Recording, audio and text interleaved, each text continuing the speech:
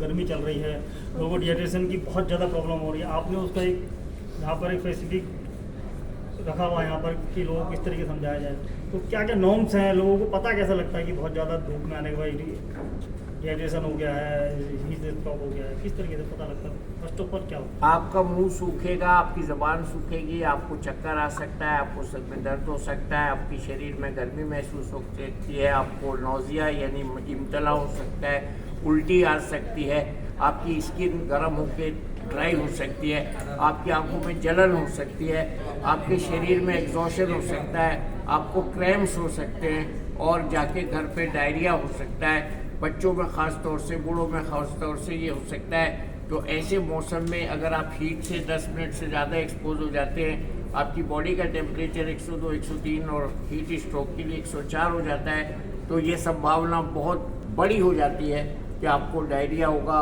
Dehydration होगा इससे पहले, और आप एग्जॉस्ट हो जाएंगे और बहुत सीवियर केसेस में हो सकता है आपको डॉक्टर की सलाह और अस्पताल में भर्ती होना पड़े।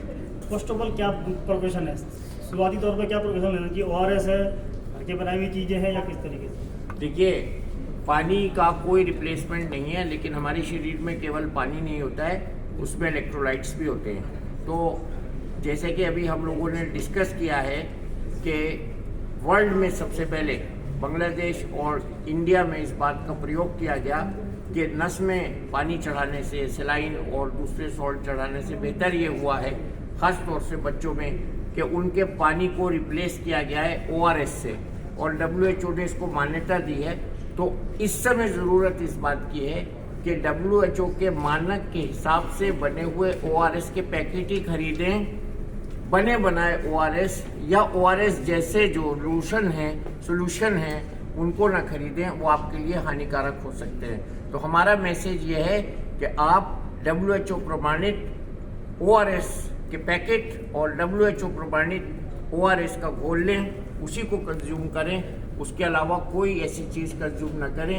घरेलू अगर आप बहुत ही इस लायक नहीं है उसको परचेज करने के, तो चावल के पानी और नमक का इस्तेमाल कर सकते हैं, उसमें थोड़ी शक्कर डाल सकते हैं। बच्चों के लिए हमारे साथ डॉक्टर पंकज हैं, वो बताएंगे कैसे आप मैनेज कर सकते हैं। सब बताएं, सबसे पहले खाने की क्या क्या प्रोफेशन चाहिए, खाने को किस किस तरीके से देखना पड़ता है? अगर तो एक तो सबसे बड़ा इम्पोर्टेंट मैसेज मैं देना चाहता हूँ कि हमारी सोसाइटी में एक तरह का एक मिथ है कि जब डायरिया बच्चे को हो गया तो उसको खाने को नहीं दिया जाए। फिर जैसे लगता है कि डायरिया आप खाने को दोगे तो डायरिया बढ़ जाएगा, इस मिथ को हमें तोड़ना है। हम चाहते हैं छोटा बच्चा है, माँ के दूध पे है तो माँ का दूध कंटिन्यू करें, खाना दे रहे हैं तो खाना देते रहें, और बल्कि हम कहते हैं एक एक्स्ट्रा डाइट उसको दें ताकि उसकी बॉडी में पोषक तत्वों की कमी नहीं हो।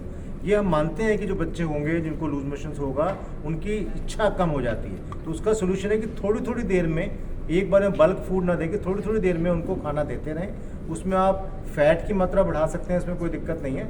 हम चाहते हैं बहुत ज़्यादा शुगरी ड्रिंक्स ना दें। जैसे आजकल आम का टाइम है और लोग क्या कहते हैं कि अगर आम खा लिया, बहुत शुगरी फ्रूट खा लिया, और आजकल आर्टिफिशियली राइपन फ्रूट्स भी अवेलेबल हैं, तो जो बहुत शुगरी ड्रिंक्स हैं और बहुत सारे मार्केट में शुगरी ड्रिंक्स मिलते हैं, उनको देने से डायरिया के चांसेस, डिहाइड्रेशन के चांसेस बढ़ जाते हैं। तो घर में जो नॉर्मल सामान जैसे डॉक्टर ने बताया, लस्सी है, नारियल का पानी है, शिकंजी है, वो देते रहें, दाल का पानी है, राइस वाटर है, ये सब देते हैं। नॉर्मल खाना सब कुछ आप खिला सकते हैं एक्सेप्ट समथिंग विच इज, मान लो मिठाई खिला दिया आपने, उसको आपने आम दे दिया, जूसेस दे दिए, वो नुकसान करेंगे जो जिसमें शुगर ज़्यादा है। अदरवाइज नॉर्मल खाने में कोई परहेज नहीं है, बल्कि हमें एक एक्स्ट्रा डाइट बच्चों को देने की कोशिश करनी है, और बच्चा माँ के दूध पे है तो डेफिनेटली उसको कंटिन्यू करें। तो लगातार वीकनेस भी बहुत ज़बरदस्त आने शुरू हो जाती है एकदम, उसको इम्पावर करने के लिए क्या तरीका? देखो, वीकनेस अगर खत्म हो जाए, डायरिया खत्म भी होता है, लेकिन वीकनेस बहुत ज़्यादा रहेगा। तो इसलिए हम कहते हैं कि जो मैं आपको एक्स्ट्रा डाइट की बात कर रहा हूँ, डायरिया खत्म होने के 2 हफ्ते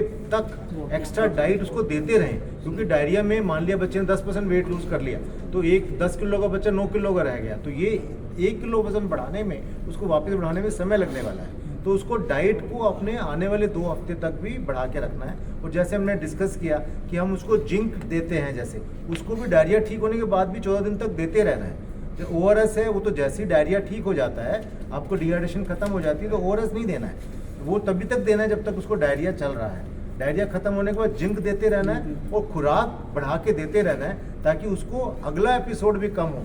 प्लस यही समय है पेरेंट्स को समझाने का कि डायरिया क्यों हुआ, क्या उन्होंने हाइजीन में कोई ना कोई गड़बड़ किया है, बोतल से दूध तो नहीं पिला रहे हैं, गंदे हाथ तो बच्चे मुंह में नहीं डाल रहे हैं, उनके नाखून तो नहीं बड़े हुए हैं, उनकी हाइजीनिक कंडीशन क्या है, टॉयलेट से बाद बच्चे हाथ धो रहे हैं कि नहीं धो रहे हैं। तो ये सही मौका होता है जब पेरेंट्स के ऊपर प्रॉब्लम आती है तो उनको ये प्रिवेंटिव मेजर्स भी उसी समय ज़्यादा समझ में आते हैं। तो